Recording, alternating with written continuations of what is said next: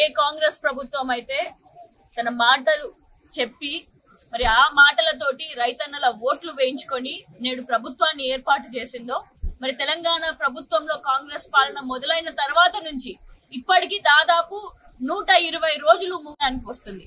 మరి ముగియడానికి వస్తున్నప్పటికీ కూడా ఇంకా రైతన్నలకు ఇచ్చిన ప్రథమ హామీలే ఇంకా నెరవేర్చట్లేదు. మరి అందుకని నేడు మరి బీఆర్ఎస్ నాయకుల తరపున అందరి తరపున నుంచి మరి దాసరి మనోహర్ రెడ్డి గారి ఆధ్వర్యంలో నేడు కలెక్టర్ ఆఫీస్ కి రావడం జరిగింది. మరి కలెక్టర్ గారికి విన్నపించుకున్నాము. మరి రానున్న రోజుల్లో పంటని తీసిన తర్వాత మద్దతు ధర 500 రూపాయల బోనస్ ఇస్తా అని చెప్పిళ్ళు. మరి ఖచ్చితంగా దాన్ని అమలు చేయాలి అని చెప్పేసి మేము కోరడం జరిగింది. అదే విధంగా మరి ఇప్పటి వరకు పంట నష్టాలు జరుగుతున్నాయి అంటే గోరంత అయింది, కొండంత చేసి చూపిస్తున్నారు అని చెప్పేసి ఇక్కడున్న శాసన సభ్యులు చెప్తున్నారు. మరి గోరంత అనంటే 50,000 ఎకరాలు మీకు గోరంత కనిపిస్తున్నాయా? మరి మన పెద్దపల్లి నియోజకవర్గంలో 1,20,000 ఎకరాల భూమిలో మరి వరి ధాన్యం వేసుకుంటే నేడు దాదాపు 50,000 ఎకరాల భూమి ఎండిపోవడానికి వచ్చింది. మరి దాన్ని ఏమంటారు అంటే మేము ప్రశ్నిస్తే మేము చేసేది మొత్తం కూడా 36 గంటల రైతు నిరసన దీక్ష మరి కొప్పుల ఈశ్వరన్న గారి ఆధ్వర్యంలో ఎంతో పెద్దగా చేయడం జరిగింది. రైతన్నలకి మద్దతుగా నిలవడం జరిగింది. మీరు రైతన్న కష్టాలు మీకు ఘోరంత కనిపిస్తున్నాయా? మరి మీ ఈ కాంగ్రెస్ పాలన ఏంటో మాకెవ్వరికి కూడా ఈ విధంగా ఉంటుందని తెలవక మేము ఓట్లేసినాడు మోసపోయినామని చెప్పినాడు అదే రైతన్నలు బాధపడడం జరుగుతుంది. మరి మీరేమన్నారు? మరి అక్కడున్న కాంగ్రెస్ మంత్రులు ఏమంటున్నారు? మరి వాతావరణం ఆ విధంగా ఉన్నది, వర్షాలు తక్కువ పడ్డాయని అంటున్నారు. జూటా మాట. మరి పోయిన జూన్ నుంచి సెప్టెంబర్ లో ఉండేటటువంటి 4 నెలల్లో 16% వర్షం ఎక్కువగా నమోదైంది. సాధారణ దానికంటే 16% ఎక్కువ పడ్డది.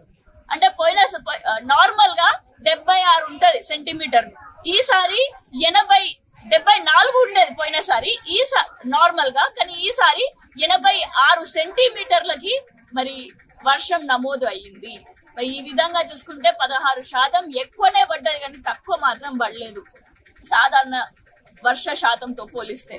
మరి ఇవన్నీ చూసుకుంటే అదే విధంగా మరి పంట నష్టం జరుగుతుందయ్యా, నీళ్లు ఇవ్వండి అని అంటే నీళ్ళు ఏం లేవు అని చెప్పేసి అన్నారు.